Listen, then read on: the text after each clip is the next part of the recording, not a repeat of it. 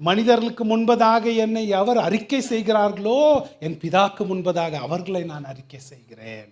பாருங்களேன், என்னதான் சூழ்நிலை இருந்தாலும் என்னதான் நிலைமை இருந்தாலும் சுவிசேஷத்துக்காக இயேசு வாய் திறந்து, இயேசு யார், அவர் என்ன செஞ்சிருக்கிறார், அவரோடு அடையாளம் தன்னை காட்டி கொள்ளுகிற மக்கள் இவங்க. அதான் விசுவாசி இல்லைங்களா?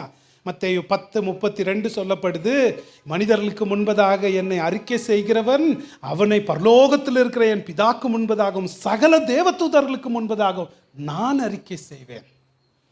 வெக்கம் இல்லாமல் அவமானம் இல்லாமல் நான் அவனை அறிக்கை செய்வேன்.